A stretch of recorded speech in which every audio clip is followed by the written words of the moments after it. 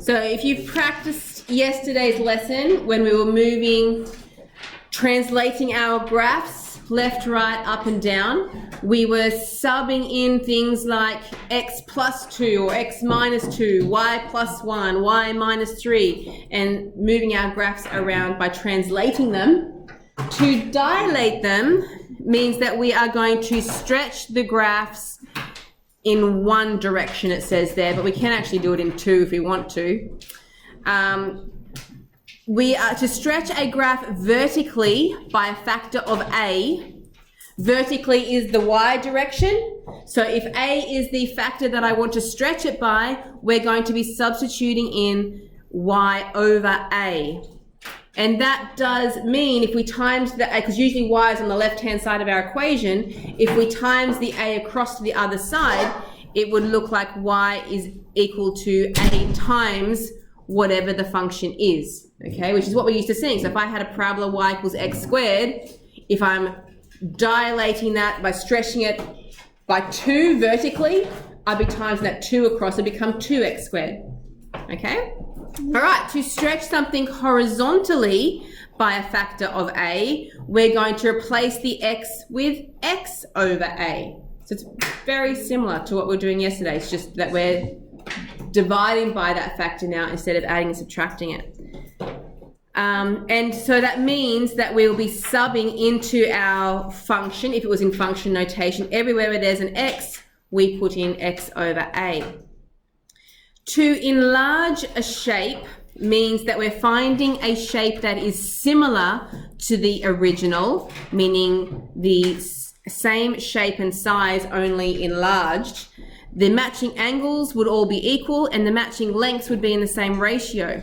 To find an enlargement with a factor of a, you're going to replace the x with x over a and the y with y over a. It means you have to enlarge in both directions, the x and the y. Okay, hopefully that makes sense.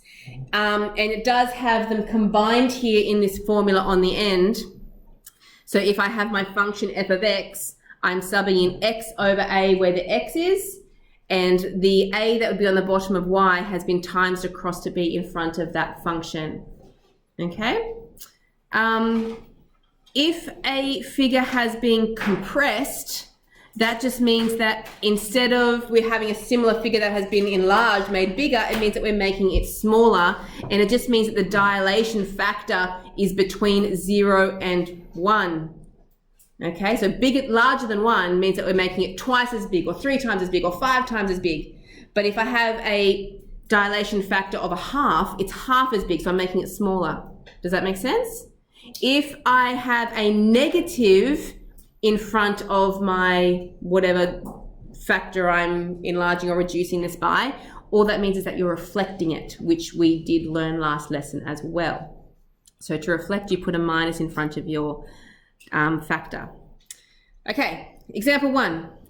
Compare the graphs of y is equal to x bracket x minus 2 and y equals 3x bracket x minus 2. Complete the table of values and draw a sketch and describe the dilation.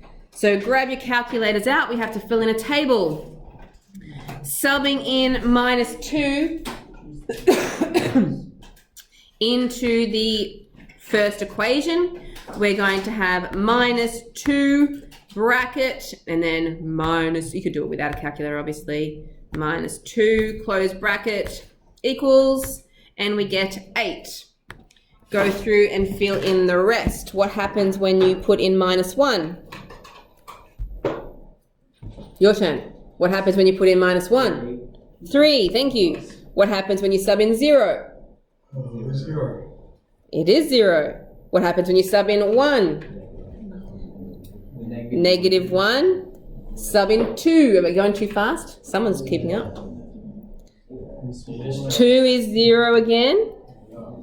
3 is 3. And 4 is 8. Look at that. Because it's a parabola, it's symmetrical. Shh. Before we draw them, let's fill in the second row. Now you're going to sub into it's the same equation, but we're timesing it by 3. We don't even need a calculator for that. We've already got the first row. We're just making that 3 times as big. So that's going to be 24. That's going to be 9, 0, minus 3, 0, 9, and 24. Okay, let's draw it.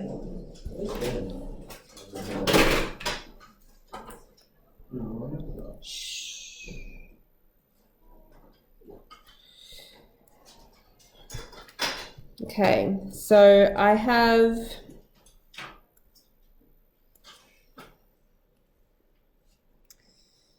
I'm not going to go all the way up to positive 24. That's too steep. I'm just going to show my intercepts and show what's happening here. So for both of those graphs, I have an intercept going through 0, 0, and my other intercept is at x is 2, 0. Okay. For the top row at minus 1, I'm up here at 3. Then I've got the 0, 0. 1 will be negative 1 down here. Back to 2, 0. And then 3, 9, which is way up there. So I have a parabola without putting too much scale on my y-axis there. I'm showing my intercepts, and I have a parabola that looks like that.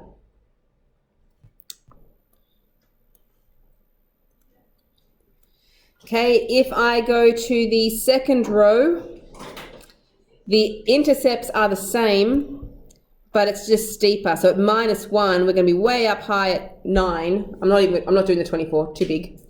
0, 0 still. At 1, we're down to negative 3.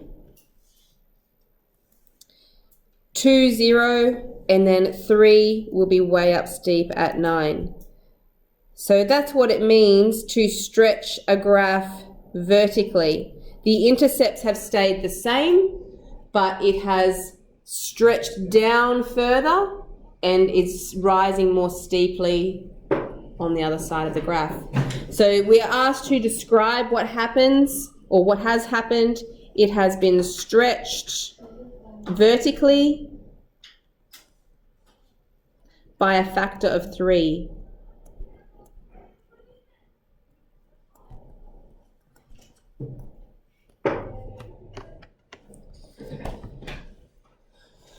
Question 2, ready for the next one? Question 2, consider a circle that has the equation x squared plus y squared equals 1. Find the equation of the graph that is stretched vertically by a factor of 2 and horizontally by a factor of 3. So we actually have to find the new equation that's been formed, which means we have to do some subbing in. We're going to replace... Oh, that's a 2. Thank you, factor 4. We're going to replace the y with, if it's stretched vertically by a factor of 2, I'm putting that in as y over 2. And the x, which has to be stretched horizontally by a factor of 4, that's going to be replaced with x over 4. Putting that into the equation, we have where the x is, we're going to put x over 4, and the equation says that that needs to be squared. Plus, instead of y squared, that's y over 2, all squared, and then that's going to be equal to 1. If I expand out my brackets, I get x squared over 16, because you've got to square the top and the bottom, and y squared over 4 is equal to 1. And that is an equation type that we haven't really used much before. That is going to be an ellipse, or some people might like to call it an oval, but an ellipse is the proper name. Now, an ellipse is going to be anything that has an equation in that form. So you'll be able to identify it from here on out. Anything where you have x squared over a squared plus y squared over b squared is equal to 1. And to draw an ellipse, the number that is on the bottom of your x squared, so that a, that is going to be your x-intercepts. So it's a squared there, so mine's 16, it's going to be 4. I will write this down here as a formula for you though. The x-intercepts are a and minus a. So the plus and minus version when you square root the number that's on the bottom. And so for the y-intercepts, it's going to be b and minus b. So now that we have that as a bit of a rule, let's draw ours.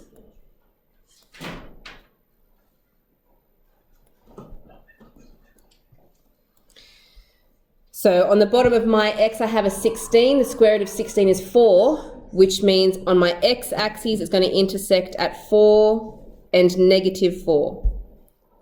Underneath the y squared is 4. The square root of 4 is 2, which means my intercepts will be plus 2 and minus 2. And if you carefully draw an ellipse going through those, okay, there it is. So anytime you stretch a circle, you're going to get an ellipse. Unless you stretch them both equally in the same direction, then it would still be a circle. What? But then couldn't you just take out the... Yeah, take out the fraction just times the front. But then the radius would change, so you've enlarged it or reduced it. Yeah. All right. Question 3. Consider a circle again. So we have another circle, but this time the center is not on the origin. It is x plus 1 all squared plus y minus 1 all squared is equal to 1. Apply an enlargement factor with the center of the origin by a factor of 3. That means from the origin we're expanding out. It's not that the center of that circle is on the origin, because it's not. What is the new function? Sketch both graphs. So again, I need to do some substituting into my equation.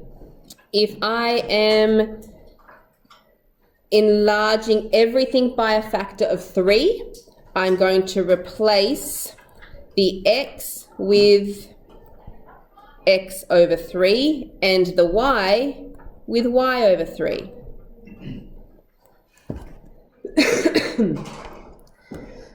So let's sub those in. That would be x over 3 plus 1 all squared plus y over 3 minus 1 all squared is equal to 1. Now, when we did something like this yesterday, we have to try, except we're doing it with minus signs, we want to make it so that we don't have fractions in those brackets. So I want to bring out a factor of 3 from my denominator there. Okay? So if I was to bring out a third from this bracket, that would give me the x. Okay, and I would also have to times this second number by 3. That's because I'm bringing a third out of it, and a third times 1 is the 3. Yes? So if I'm bringing a third out, I have to square it. Remember squaring the minus sign to make a positive? I have to square the third, and I'm bringing out a 1/9 out here. And that is squared. Okay, let's do it again for the second one. If I want to bring the third out the front, which when I square it will become a 9th, it will become a y minus 3 inside that bracket squared is equal to 1. Now, obviously, I don't really like having those fractions of a 9th there, so we're going to times the 9 over to the other side. And it would be x plus 3 squared plus y minus 3 squared is equal to 9. So my center has moved and my radius has changed from being a radius of 1 to a radius of 9, which means that my circle is actually 9 times larger. Okay, so let's draw it. We're asked to draw it.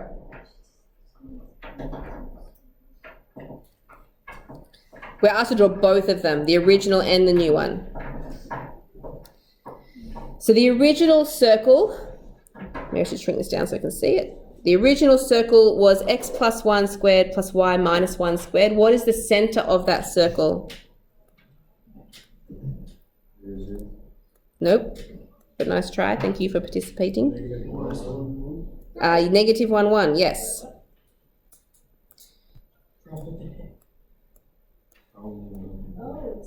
Sorry, I'm just trying to put some lines on here. I know we don't have to draw our graph to scales, but with circles, it really does make a difference if you can so you can count your radius out. It makes it much easier.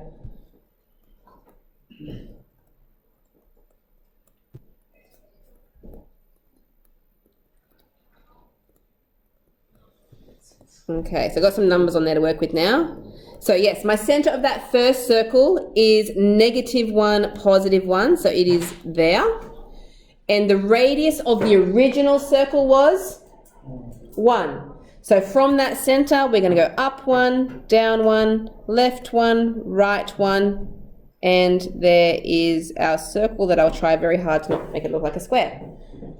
All right, then let's draw our new circle. So this equation here, what is the center of that circle? -3, 3. Yes, so -3, 3.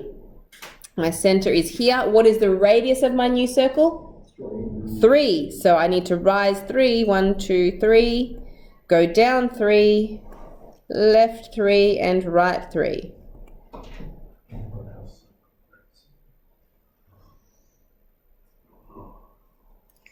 And there is my new circle that is 3 times larger, but has been enlarged from the origin with respect to that.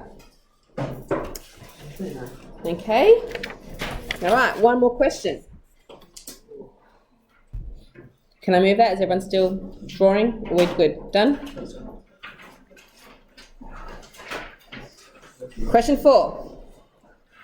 Write down the new functions when each dilation is applied to the parabola y equals x minus 3 in brackets and x minus 5 in bracket. Then sketch the 4 curves on the one set of axes. So we're going to have the original curve, and we have 3 different dilations that we're going to do here. I'm going to draw all 4 of them on one graph. It had to be a good question to finish, Ashton. Don't look so perplexed. What happens if you dilate a straight line? It would still be a straight line. That would just change the gradient. It would change the gradient if depending on how you dilate it, yes. Okay. A, we want to horizontally dilate with a factor of -2. So the 2 is going to make it twice as big. The minus is going to reflect it. Which way do you think it's going to reflect it? Over which axes? The x-axis or the y-axis? The y-axis, good. Just testing you, make sure you knew that. All right, to find our new equation, we are going to replace the x, because it's a horizontal dilation, with x over -2. So let's put that into our equation. Y equals, instead of x, it's going to be x over -2 minus 3, bracket, x over -2 minus 5. Okay, so you know what's going to have to happen here. I don't want those fractions in there. So I'm going to bring them out. I'll do it one bracket at a time. So the first bracket, I'm going to bring out that the fraction of a half. If I bring out the -1/2, that's easy for the first term, it just leaves the x. What does it do to the -3? +6, good. What you're actually doing is you're going -3 divided by -1/2, which makes a +6. Okay, now the second bracket, let's bring out the -1/2 out of that. And that will be x for the first term, and the second part is +10. Good job, Ben. The -1/2 times -1/2 is going to make a +1/4 of x plus 6, x plus 10. Maybe we should sketch these one at a time so we can see what we're doing, hey? Let's do it down the bottom. So down the bottom, let's start sketching what we've got so we can see these dilations as we're doing them. So draw up, leave a bit of space for part C, but towards the bottom, draw yourself a nice big Cartesian plane. Horizontally, it will need to be quite large. Oops.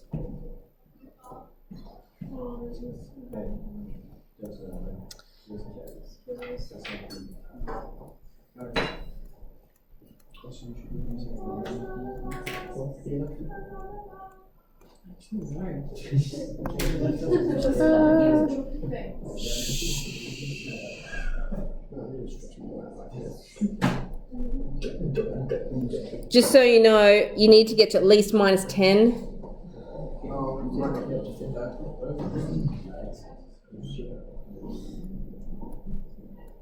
And on the positive side, you need to go to at least 5 to fit all these graphs on there.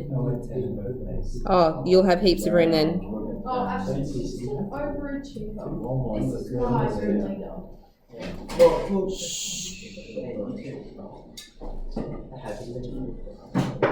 Okay, so I've just labelled my x-axes because I'm going to be able to read off all of my x-intercepts because my equation is factorised, which is nice. The original graph, I won't move back, you can read it on top of your page. The original graph was x minus 3, x minus 5. What are the zeros of that graph?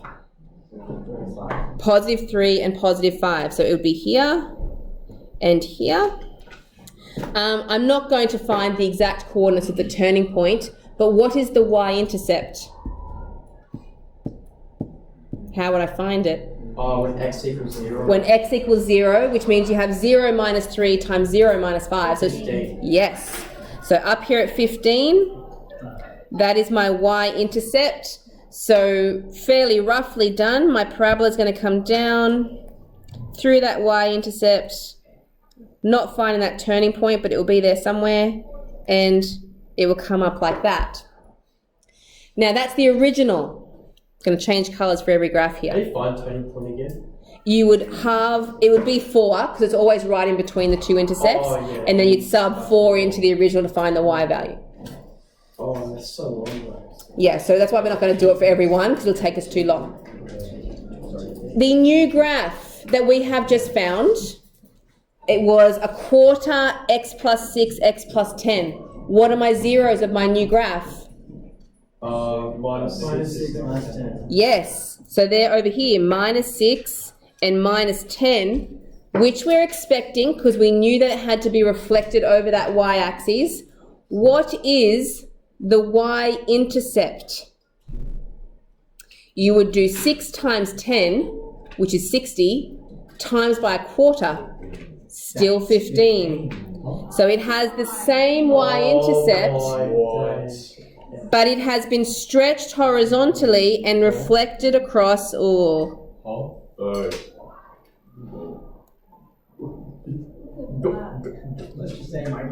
and stretched across twice as big.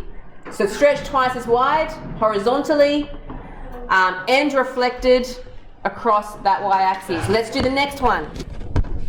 Part B, let's go back up here. Now we want a horizontal dilation with a factor of 1. What am I going to replace here? Yes, replace x with, gentlemen, can you keep up please and don't get distracted? X over -1. Yep. So let's sub that in. That will be y equals x over -1 minus 3 and x over, oh, it was x over -1 and minus 5. All right, now x over -1, that's really just a negative, like that would just be negative x. So to take a negative sign out of that, it would become x plus 3. And take a minus sign out of the other one would be x plus 5. The minus 1 and the minus 1, or the minus and the minus that I've taken out will become a plus, and it will be x plus 3 and x plus 5. What are my intercepts? There you go. Minus 3. Yes, so -3 is here, and -5 is there. What is my y-intercept? 15. Did you just guess? No, I didn't guess. I counted. Yeah, because 3 times 5 is 15 again. same graph, just. That's right, because that's all the negative 1 does is reflect it over the y-axis. One more. We want to do a vertical dilation with a factor of -1. What am I replacing this time? Y. Y with? Y over -1. Yes. Which is just -y, yes.